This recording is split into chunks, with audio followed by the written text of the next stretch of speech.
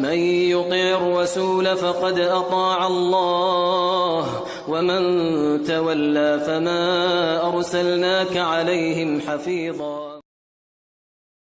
الحمد للہ رب العالمین والصلاة والسلام علی اشرف الانبیاء والمرسلین وعلی آلہ واصحابہ اجمعین ومن تبعہم بإحسان الی یوم الدین.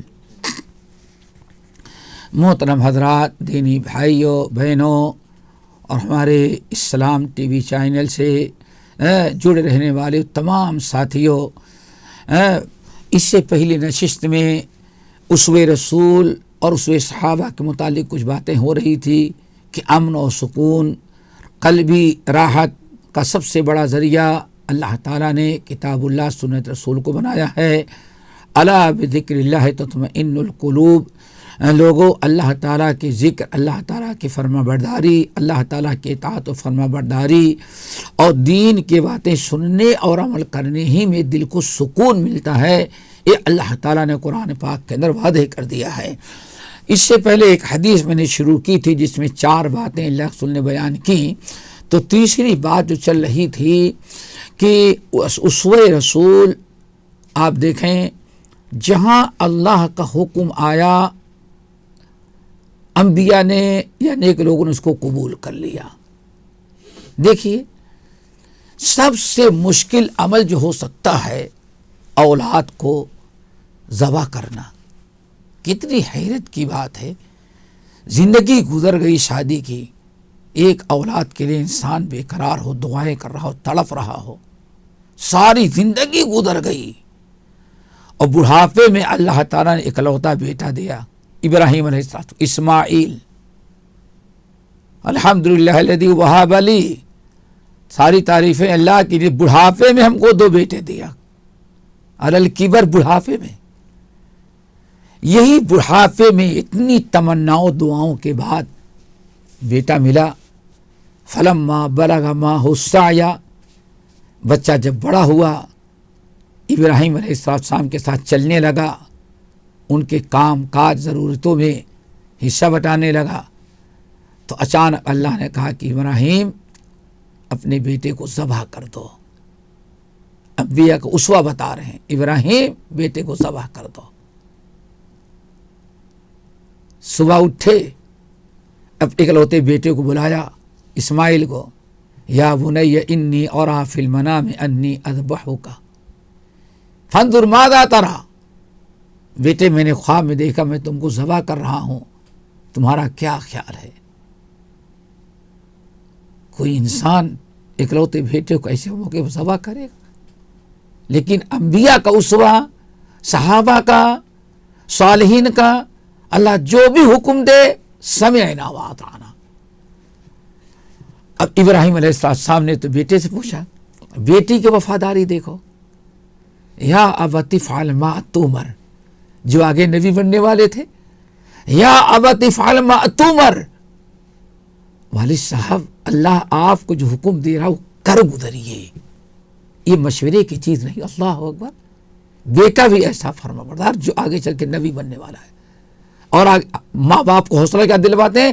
ستجدونی انشاء اللہ من الصابرین. والد صاحب، آپ ہم کو انشاءاللہ صبر کرنے والوں میں پائیں گے. دیکھو دوستو، کتنا بڑا یہ امتحان ہوتا ہے اولاد کو قتل کر دینا. باپ بھی کہ اللہ تعالیٰ کا فرمانبردار نبی اور بیٹا بھی سمعنا واطعنا. ابراہیم علیہ السلام نے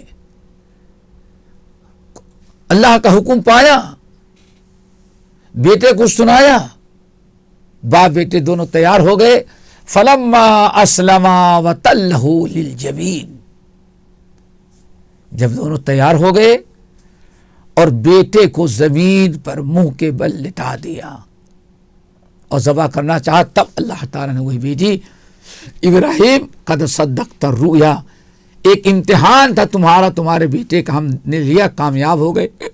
بیٹے کو چھوڑ دو اور یہ دمبا ذبح کر دو. دیکھیں اتنا مشکل کام آیا تو نبی نے سمعنا واطعنا کا کردار ادا کیا. اللہ تعالیٰ قرآن پاک میں सूरत النساء की आयत, सहाबा ये सारे लोग इतने सुकून की आमान की जिंदगी, बेटे भी वफादार, बीवी भी फरमा बरदार, शौहर भी फरमा बरदार, सारा मुआशरा, भतीजा अपने चचा को बाप समझने वाला, इतना बेहतरीन माहौल क्यों था? ये सारी चीजें थी। इन लोगों ने जो कुछ सुना, अल्लाह का हुक्म आया, उसको कबूल कर लिया। और आज सारी परेशानी क्या है? कोई हुक्म मिलता है तो उससे बचने की राहें ढूंढते, किसी भी सूरत से इस पर अमल करने से बच जाए, फतवा ढूंढता है इंसान।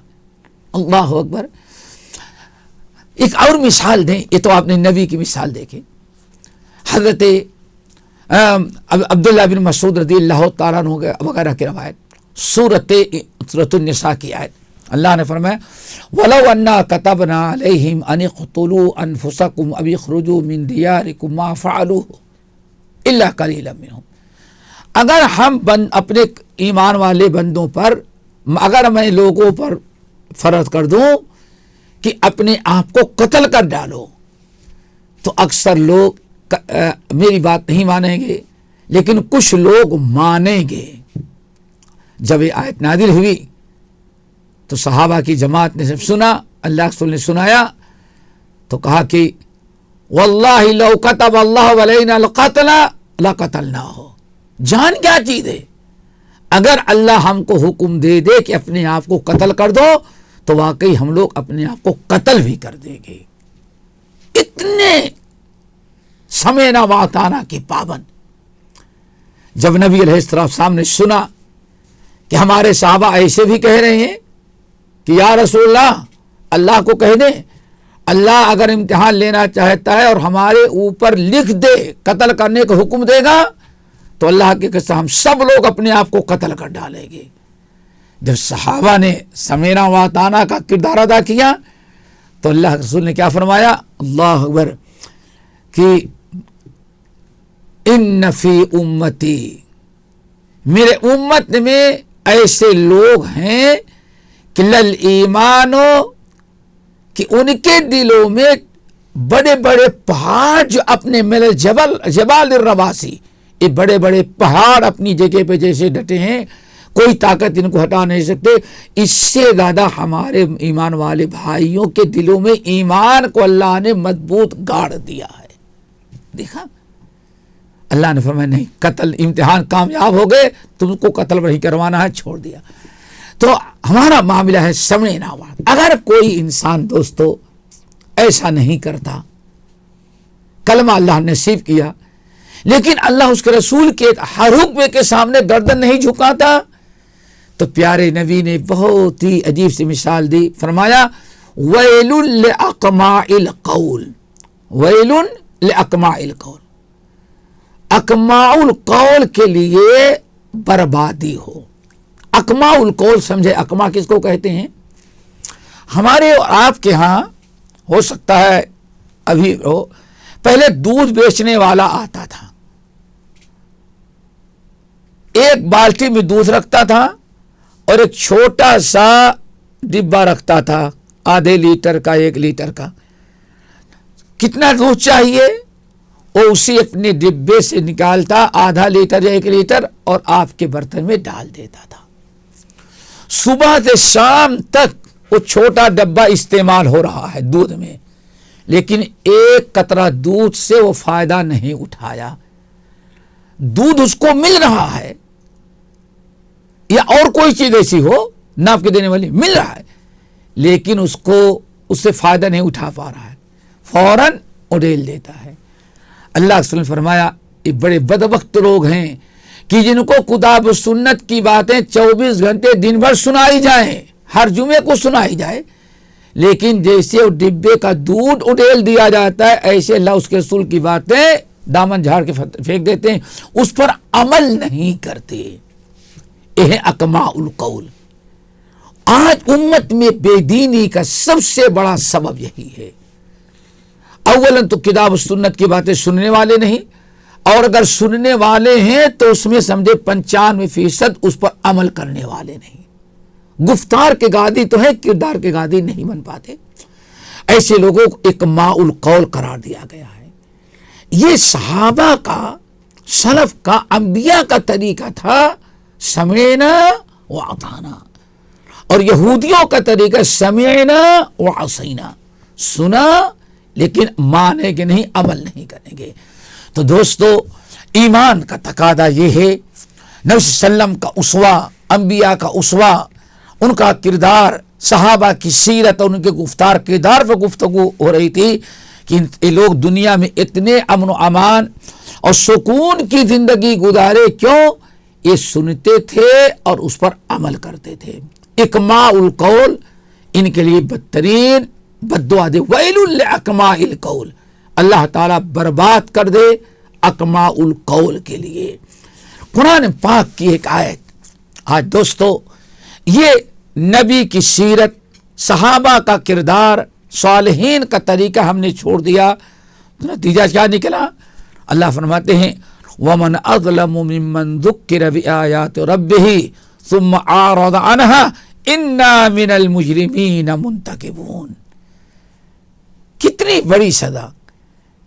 اس شخص سے بڑا مجرم اور اس شخص سے بڑا گنہگار اور کون ہو سکتا ہے جس کو کتاب و سنت کی نصیحت کی جائے لیکن اس سے اعراض کر لیتا ہے، کنارہ کشی اختیار کر لیتا ہے، اس کو عمل میں نہیں لاتا۔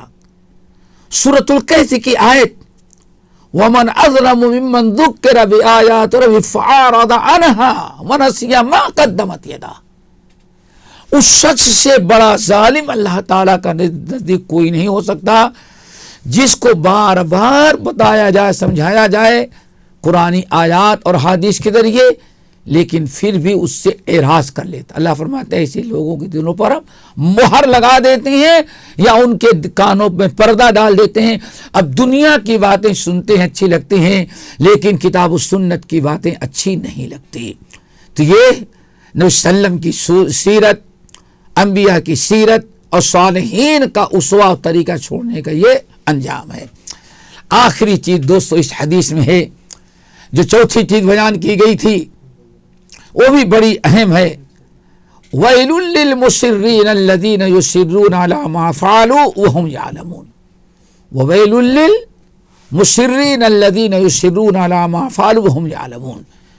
اللہ تعالیٰ ایسے لوگوں سے بہت ہی ناراض ہوتا ہے جن سے گناہ ہو، کوتاہی ہو، برائی ہو، توبہ استغفار نہیں کرتے، انہی گناہیوں پر اور انہی گناہوں پر اڑے رہتے ہیں۔ ایسے لوگوں کو اللہ سے ویل، ہلاکت و بربادی، تباہی ہو، نہایت سنگین بد دعا اللہ کے رسول نے دی ہے۔ وَوَيْلٌ لِّلْمُصِرِّينَ الَّذِينَ يُصِرُّونَ عَلَىٰ مَا فَعَلُوا وَهُمْ يَعْلَمُونَ، کہ برائیاں کرتے زمانہ گزر گیا، نصیحت کی گئی، سمجھایا گیا، لیکن آج تک اپنی برائیوں سے باز نہیں آتے۔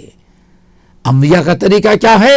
اللہ اکبر، آدم علیہ السلام سے ایک غلطی ہوئی، بس جس درخت کا پھل کھانے سے منع کیا اس درخت کا پھل کھا لیا، اللہ تعالیٰ جنتی لباس چھین لیا اور جنت سے باہر جانے کا حکم دیا۔ جب اللہ نے آدم سے پوچھا آدم تم نے کیوں کھایا؟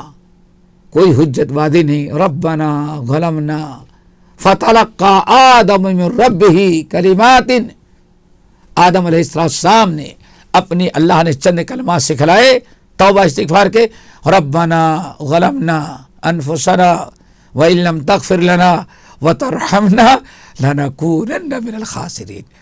اللہ ہم نے اپنے اوپر ظلم کیا، نہ ابلیس کو قصوروار ٹھہرانے، اللہ میں تو نہیں کرنا چاہیے، ابلیس نے ہمیں برباد کیا، نہیں، اپنا ربنا اللہ میں نے خود اپنے جو کہتے ہیں اپنے پیر پر کلہاڑی ماری، آپ نے منع کیا تھا، شیطان کی اطاعت و فرما برداری سے آگاہ کیا تھا، پھر بھی ہم نے غلطی کی، ربنا ظلمنا انفسنا وان لم تغفر لنا وترحمنا لنکونن من الخاسرین۔ اللہ ہم نے اپنے اوپر ظلم کیا، اگر آپ معاف نہیں کریں گے تو ہم بڑے نقصان و خسارہ اٹھانے والے ہو جائیں گے۔ دیکھیں ایک گناہ آدم سے ہوا، فوراً توبہ استغفار کرنے لگے، شمائل کی حدیث ہے، اللہ عبداللہ ابن عمر ابن خطاب رضی اللہ تعالیٰ کہتے ایک دن میں نبی علیہ الصلوۃ والسلام کے مجلس میں بیٹھا کہ دیکھیں اللہ کے رسول ایک مجلس میں استغفار کتنی مرتبہ کرتے ہیں. کہتے ہیں میں نے 100 مرتبہ ایک مجلس میں سنا کہ اللہ کے رسول استغفار کریں، استغفر اللہ استغفر اللہ استغفر اللہ. کہتے صرف ایک بیٹھک میں نے گننا شروع کیا تو 100 مرتبہ نبی علیہ السلام استغفار کر رہے تھے. تو استغفار، توبہ کرنا، اللہ تعالی نے مہربانی کی ہے، معافی کا، مغفرت کا دروازہ کھلا رکھا ہے. اگر اس سے مومن کلمہ پڑھنے والا استفادہ نہ کرے تو اللہ بہت ناراض ہوتا ہے. وَوَيْلٌ لِّلْمُصَرِّينَ، اللہ برباد کر دے ان لوگوں کو جو گناہوں اور برائیوں برابر اڑے رہتے ہیں، سمجھانے کے باوجود اپنی اصلاح نہیں کرتے.